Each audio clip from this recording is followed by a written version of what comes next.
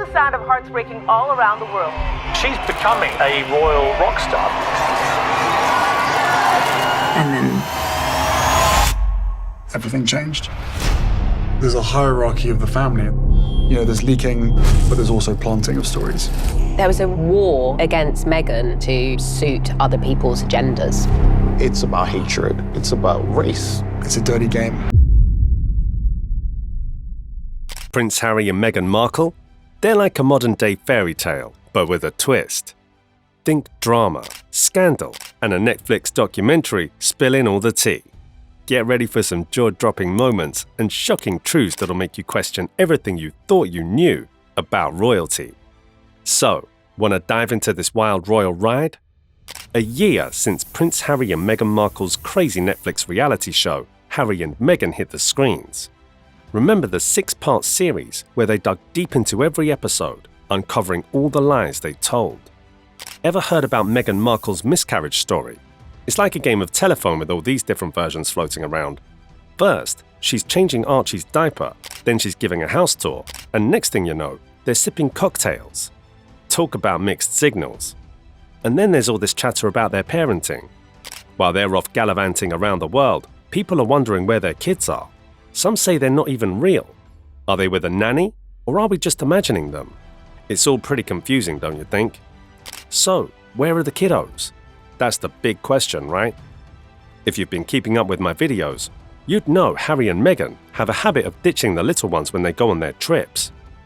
First, they left them behind when they went to Germany for the Invictus Games. Then it was off to Portugal for a vacation.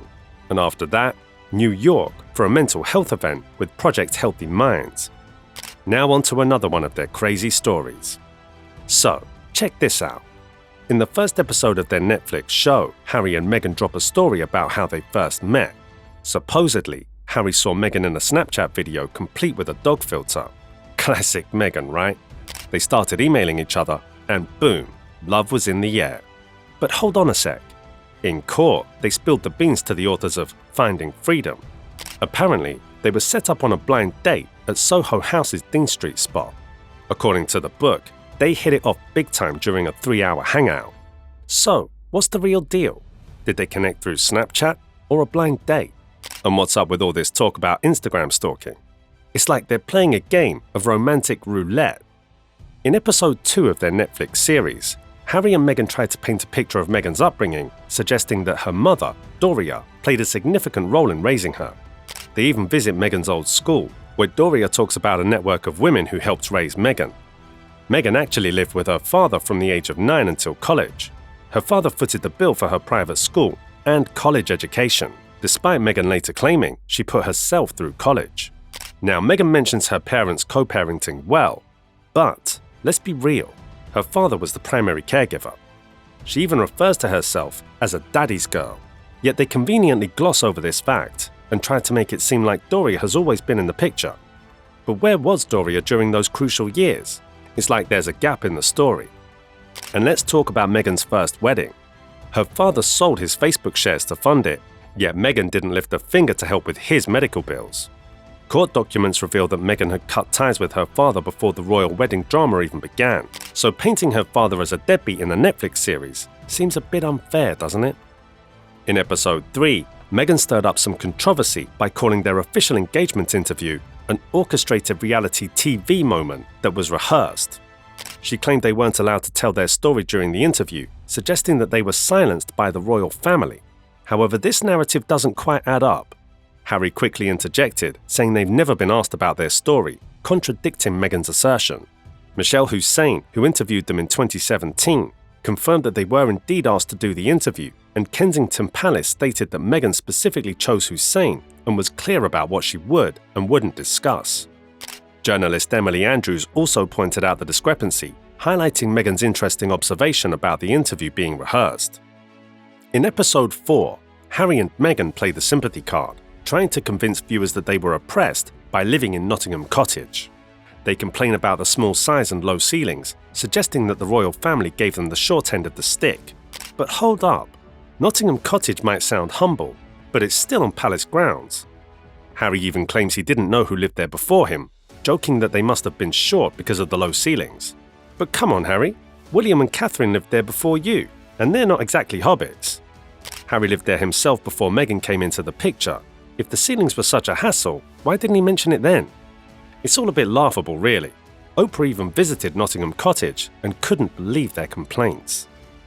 Throughout episodes 5 and 6, Harry and Meghan perpetuate the narrative that they were bullied out of the royal family and forced to leave due to unfair treatment. They blame the press and even suggest that William bullied them out. However, their departure from the royal family was years in the making. In 2018, they were already discussing plans to live in New Zealand, and in 2019, South Africa was on the table. Meghan played a role in this, convincing Harry that they would live and work in Africa, similar to his mother. This narrative of being bullied out is disputed by their own actions and plans. In episode 6, Harry and Meghan spill a tale to Tyler Perry, claiming that the royal family cut them off financially and in terms of security to force them to return. They even compare the royal family's actions to those of a batterer. But here's the truth. Prince Charles was still funding Harry and Meghan at the time. Clarence House's annual report revealed that Charles allocated a substantial sum to support Harry and Meghan's transition and relocation to California. Far from being cut off, they were financially supported by the royal family. Meghan blamed the press for their decision to spend Christmas in Canada in 2019, citing press drama as the reason. However, they conveniently failed to mention that they had taken a 6-week sabbatical from royal duties shortly before Thanksgiving and were actually meeting with Hollywood executives to establish a US branch of their charity Sussex Royal. So, while they claimed they needed a mental health break, they were actually laying the groundwork for their Hollywood ventures. During their official engagement interview, Harry and Meghan claimed that Harry proposed to Meghan in the kitchen while they were roasting chicken. However, in episode 2 of their Netflix series, they show a different version of events. Meghan is depicted in a walled garden on the phone with a friend, exclaiming that it's finally happening, before a photo is shown of Harry on one knee in the garden with her dog.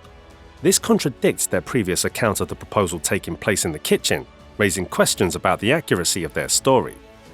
So, in episode 3, Meghan talks about patching things up with her niece, Ashley, who's the daughter of her sister Samantha Markle. But here's the kicker. Ashley spills the tea, saying Meghan kinda ghosted her after getting engaged, making her think Meghan's relationships were being micromanaged. Then Meghan blames her communication team for not inviting Ashley to the wedding, saying it would have been awkward to explain why her half-sister wasn't there, but her niece was. But some think Meghan might have been behind the decision herself, because she wasn't too keen on inviting Ashley in the first place. And get this. Palace insiders say Meghan had full control over the guest list, despite her pointing fingers at her team. Looks like there's more drama behind the scenes than we thought. Thanks for watching. Don't forget to hit like and subscribe for more eye-opening content. Stay tuned for the next video and let us know in the comments which lie shocked you the most. See you next time.